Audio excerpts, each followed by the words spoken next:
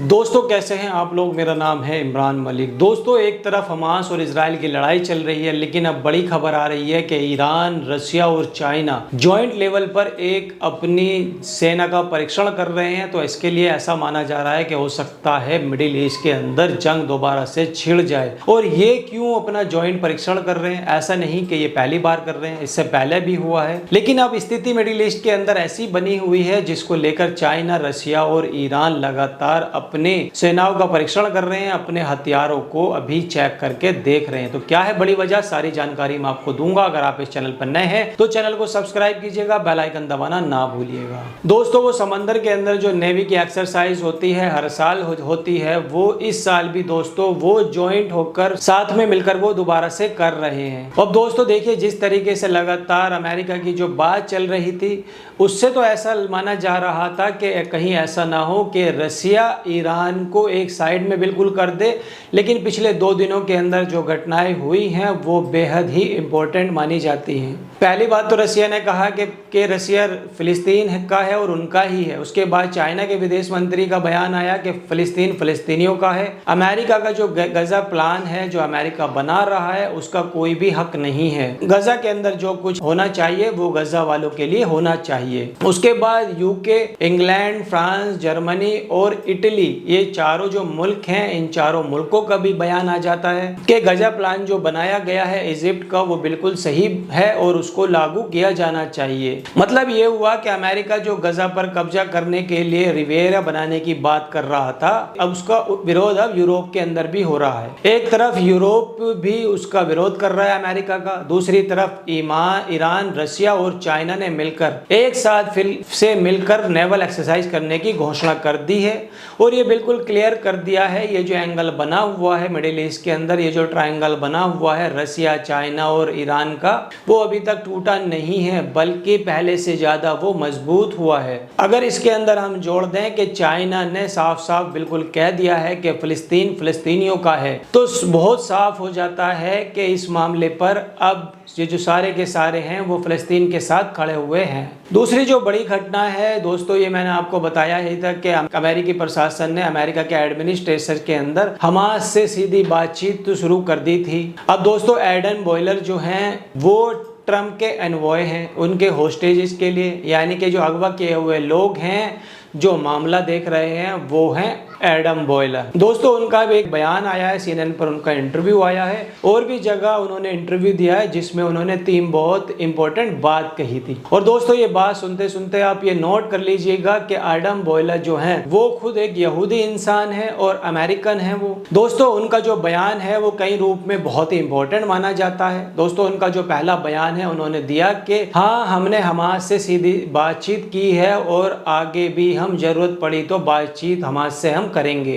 दोस्तों दूसरा बयान उनका सामने आता है, उसी बातचीत में वो आगे कहते हैं कि हाँ, थोड़ा अजीब लगा था कि अमेरिका ने 1997 से जिस हमास को आतंकवादी संगठन घोषित कर रखा था, उसके लोगों के साथ एक टेबल पर बैठकर जो बात करना, वो थोड़ा अजीब जरूर लग रहा था। लेकिन वो भी हमारे ही जैसे लोग हैं, उनसे बातचीत करना काफ़ी अच्छी रही। और दोस्तों जब उनसे ये पूछा गया एडम बॉयलर से कि इजराइल इस बात से नाराज़ है, तो उन्होंने सीधे साफ शब्दों में कहा कि हम इजराइल के एजेंट नहीं हैं। और तीसरी और जो सबसे इम्पोर्टेंट बात थी जो उन्होंने कही कि होता यह है कि जब आप इंटरनेशनल पॉलिटिक्स को कायदे से नहीं समझ पाते हैं तो बाकी बातें लेकर आप उड़ जाते हैं, और जब इम्पोर्टेंट बात होती है वो आपको हल्की लगने लगती है।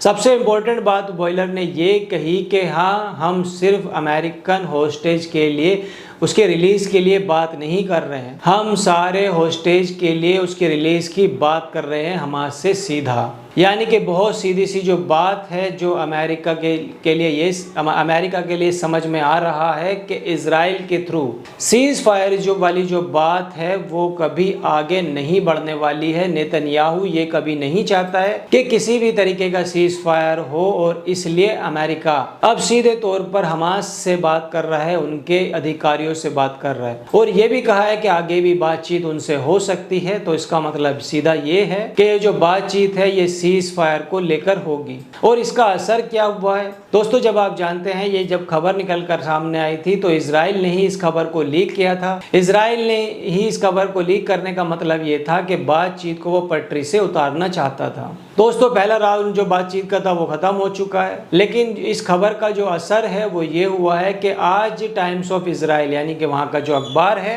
उसने खबर छापी है कि इजराइल की जो निगोशिएशन की जो टीम है, वो बातचीत करने वाली टीम है, वो कतर जा रही है बात करने के लिए। यानी कि जिस सीज फायर पर इजराइल बात करने को बिल्कुल तैयार नहीं था उस पर दोबारा बात करने के लिए वो कतर जा रहे हैं। और इसमें एक और खबर आप जोड़ लीजिए इसमें, तो आपके बिल्कुल समझ में आ जाएगा कि जहां से मैंने अभी शुरुआत की थी उसका मतलब आखिर क्या है। दोस्तों, वो खबर ये है कि इस बातचीत का जो मुद्दा है स्टीव मिटकोफ भी इसमें शामिल है। जो मिटकोफ हैं वो मिडिल ईस्ट के अंदर अमेरिका के एनवॉय हैं। अब दोस्तों, इन सारी घटनाओं को आप जोड़ सकते हैं। हमास के साथ बातचीत की अमेरिका ने और उसके तुरंत बाद इजराइल कह रहा है कि हम बातचीत की जो प्रक्रिया है उसको आगे बढ़ाएंगे और ये हवा में नहीं हुआ है। ये वही मिटकोफ हैं जो आए थे और पहले दौर का जो सीज फायर हुआ था वो उन्होंने लगभग जबरदस्ती कहकर करवाया था इजराइल से। अब उसके बाद में इजराइल तुरंत कहता है कि हम बातचीत करने जा रहे हैं हमास से।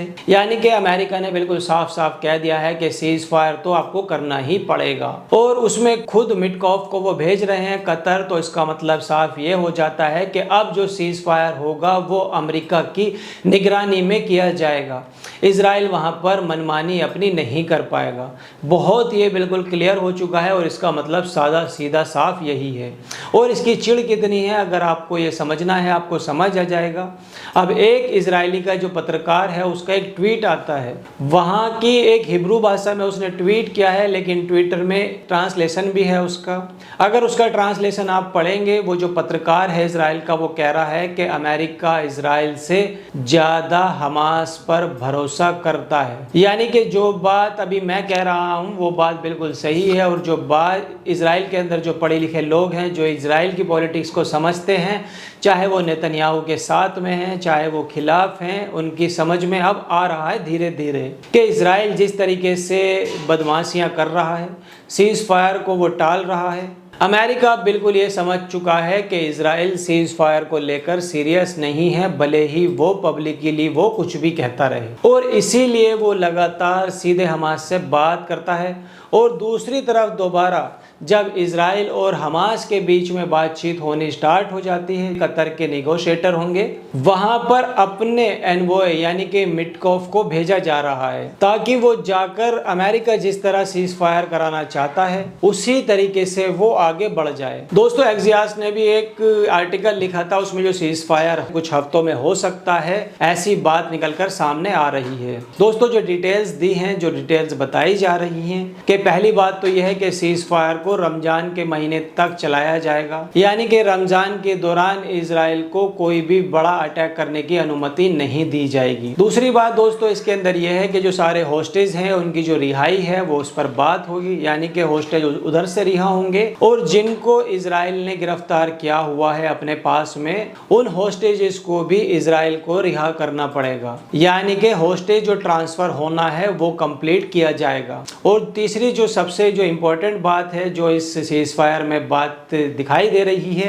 ये सीधे सीधे युद्ध खत्म करने की तरफ जाता हुआ दिखाई दे रहा है, यानी कि कंप्लीट सीज फायर की तरफ जाता है। यानी गजा के अंदर जो भी लड़ाई चल रही है उसको पूरी तरीके से खत्म किया जाएगा। दोस्तों, इस बात से ये समझ आएगा कि गजा पर जो भी चाहे बयान दिया हो डोनाल्ड ट्रंप ने, चाहे उन्होंने बार बार उन्होंने फोटो लगाई हो रिवेरा की, चाहे उन्होंने वीडियो पोस्ट की हो, लेकिन उनके भी समझ में अब आ चुका है कि गजा के अंदर जो इजिप्ट का जो प्लान है वो अब लागू हो सकता है। और हमास ने भी बिल्कुल साफ कह दिया है कि इजिप्ट और बाकी जो अरब मुल्क हैं वो अगर ये चाहते हैं कि जब तक ये जो सारा प्रोसेस है और तब तक वहाँ के जो टेक्नोक्रेट्स जो हैं हमास के, जो हमास से रिलेटेड नहीं है, वो किसी और पॉलिटिकल ऑर्गेनाइज से अलाइड नहीं हैं। इंजीनियर, डॉक्टर्स, लॉयर्स, ये लोग मिलकर वहाँ का जो प्रशासन है, वो जो रिकंस्ट्रक्शन है, उसका जो प्लान है, इसका एडमिनिस्ट्रेशन वो लोग देखें। इस बात के लिए हमास ने बिल्कुल हामी भर दी है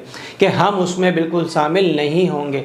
अगर वो लोग देखते हैं तो हमें कोई दिक्कत नहीं होगी। और उसके बाद जब सब कुछ हो जाएगा, जब सारा कुछ बन जाएगा, जब लोग नॉर्मली रहने लगेंगे और उसके बाद ये हो कि वहाँ पर इलेक्शन किए जाएं और जनता जिसको चुने वो सत्ता में वहाँ पर आ जाए। इस बात से दोस्तों ये समझ आ जाता है कि हमास को भी अब इस बात की भनक है कि वो सबसे बड़ा कांटा है। अगर वो एडमिनिस्ट्रेशन की जिद करेगा तो गजा को नए सिरे से नहीं बनाया जा सकेगा। तो दोस्तों हमास थोड़ा सा इसमें नरम पड़ा है। उन्होंने कहा है ठीक है कि जो गजा के लोग हैं वो कंट्रोल करें, बाहर के लोग कंट्रोल ना करें, गजा रीबिल्ड किया जाए और उसके बाद वहाँ पर डेमोक्रेटिक इलेक्शन किए जाएं। और दोस्तों ये जो बात है वो ट्रम्प के लिए अच्छी है। उसके पैसे, उनके पॉकेट से पैसा भी खर्च नहीं हो रहा, पैसा इजराइल को भी नहीं खर्च करना पड़ रहा है, पैसा अरब के लोग खर्च कर रहे हैं और गजा रीबिल्ट भी हो रहा है। और इसके लिए जो सबसे जरूरी है वो जंग है, उसको पूरी तरीके से रोक दिया जाए। और जंग को रोकने के लिए उसने हमास के साथ सीधी सीधी बातचीत की है। और दोस्तों अब ये लगता है